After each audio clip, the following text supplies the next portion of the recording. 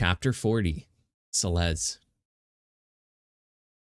Iron bars closed off a small gray chamber hewn from basalt rock.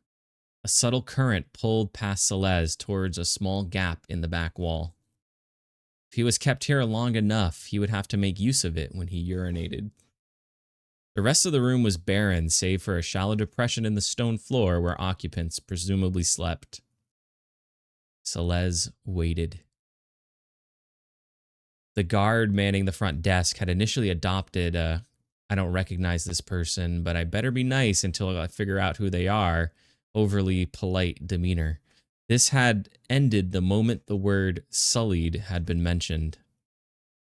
He actually recoiled back from the counter, physically trying to create more space between them, face changing into a sneer, as though Selez simply walking in the door had been an affront. The Naga had then called back behind them, and a younger, less smartly uniformed Naga appeared. He ordered him to escort Selez to a holding cell. He then leaned forward, eyes glancing at Selez, and said more quietly, "Make sure to put him in the back. He's sullied. I'll try to get him out of here as fast as I can." The younger Naga then walked around the counter holding a pair of manacles. Selez calmly presented his one arm, and it took the Naga a moment to register he only had one. I guess just follow me. Don't try anything." The Naga had led him through a barred door, along a few tunnels, and then down a few levels. They passed no one along the way, eventually arriving at a tunnel that had multiple barred doors evenly spaced along it. He took out a keychain, unlocked one of the doors, and Selez entered. There's no guard down here. You'll need to shout if there's an emergency." The young Naga eyed him as he shut the door and locked it. "So, what did you do?" "I was responsible for the death of a friend." "Was that Grant? Everybody's talking about it. People say there was a human attack. That he was killed with a tide sword. That a human imbued it." The Naga waited for Selez to speak, but Selez remained silent. Well, someone will get you once we get the orders." He left. And then there was silence. How would the council judge him? At a minimum, he would be exiled from Nagara, if only to protect others that he might contaminate. According to his mother, the priestesses would also refuse to bless him, which meant there would be no attempts to restore his arm. Beyond that, the council would have a great deal of leeway. Often those who became sullied did so through monstrous crimes and betrayals of their faith in people. The punishment was commensurate with their crimes. Some were executed, maimed, or branded. Some were made to swear blood oaths to perform dangerous tasks. The council would hear Selez's transgressions, and judgment would be passed. Selez, especially after his mother's reaction to the transgression, thought there was a good chance they would be lenient. He would likely be exiled and would try to declare a blood oath to slay the human responsible for Grant's death. Honestly, it was what he really wanted to do anyways. Then all he had to do was slay the human and could return to Nagara, honor restored. If the human still carried the tide sword, that would only be a bonus. He thought, yes, this is just a setback. The city must be in an uproar over the slaying of one of their own.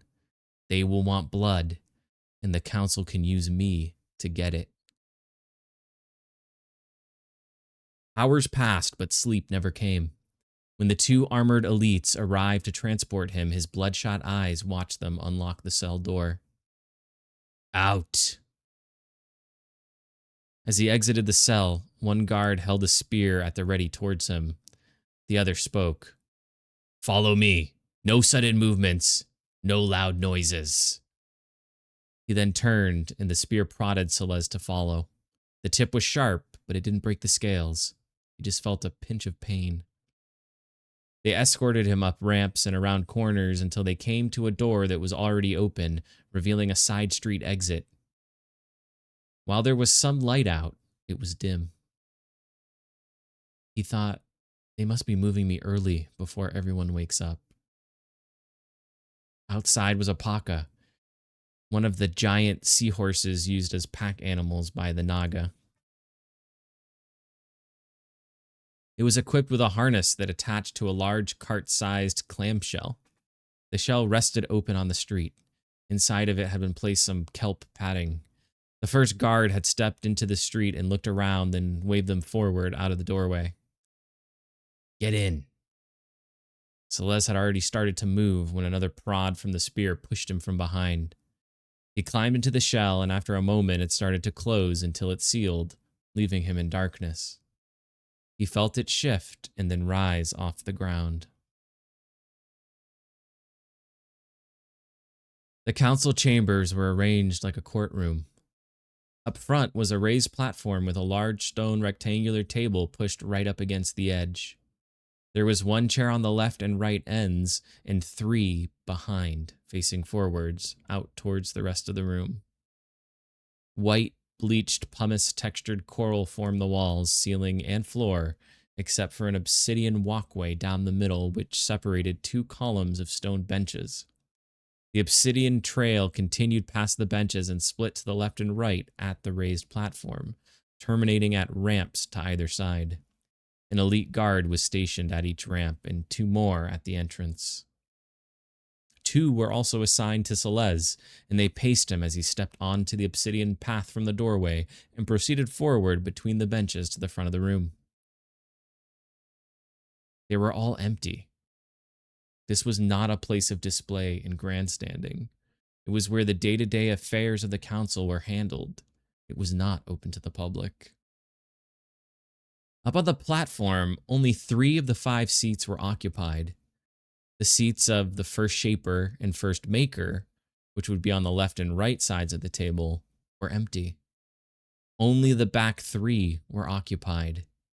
In the center was Tide Lord Kalinth, his teal scales somehow only looking more dignified by the slight paling caused by his late years. On the right was First General Irontail. His dark blue and brown scales were cracked and faded. The story of 100 battles were etched into them. He was ancient, some said nearing 250 years old. His left eye was milky white, and a scarred line could be seen running through it. While all other scars came from battle, that one was self-inflicted. All Naga knew the stories. He was a walking legend. Selez had learned his history at the academy. General Irontail had been given the calling of leadership as a promising young strategist and assigned to the Corian legions. During that year's incursion, he was assigned to the northern shelf, which was usually relatively quiet as the humans launched across the sea to the south. Untested soldiers were often stationed there to get experience before heavy fighting. That year, a second faction of humans attacked the northern front. Not only were the legions surprised, but this faction of humans used different tactics and magic. The northern legions had to scramble to protect the Coriacea, leaving entrenched positions for pitched fighting around the spawning grounds. The command unit was ambushed while repositioning, leaving Irontail, who had been leading a scouting platoon, as the highest-ranking officer in the whole northern front. Because of inexperience, Irontail himself made many strategic mistakes that arguably led to the death of 2 Coriacea. After the incursion, Irontail, alongside a few other survivors, formed the rite of Obten Bracatus, voluntary self-darkening, performed by those seeking redemption through service with the Deep Watch. He then spent 5 decades fighting abyssal incursions until Tide Lord Nolathune commanded he return to Nagara. On his return, he personally reformed the Academy's strategy curriculum to include abyssal combat.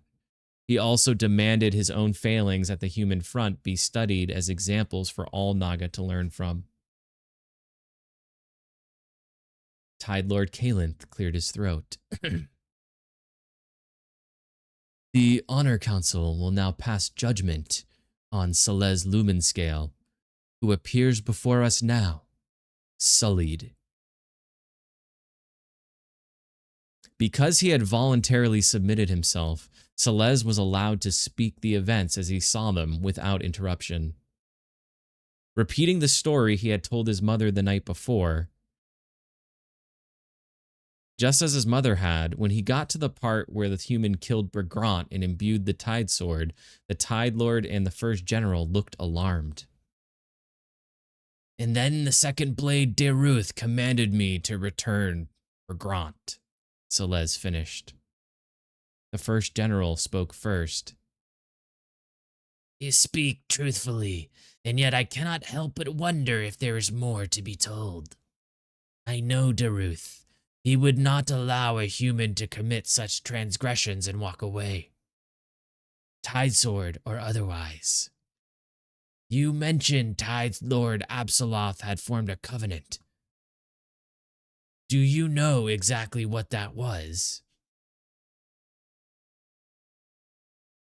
No, he did not deign to inform me. Only that the humans were to be granted safe passage and the exile left alone. Tide Lord Kalinth nodded. I too wonder if there is more to be told. From what you have shared thusly, I would not expect the gods to mark you sullied. Though I have never heard of a human imbuing a tide sword. He turned to look at the first priestess of Azrea. First priestess, do you have insight into this matter? Selez watched his mother, showing no emotion, begin to speak. Some ways of the gods are known only to them. Perhaps the human was able to corrupt the weapon somehow. Or perhaps Azrea has purified this human, and they truly were speaking with words of honor. As Azrea is all-powerful, I believe it more likely she purified a human than a human corrupted one of her great works.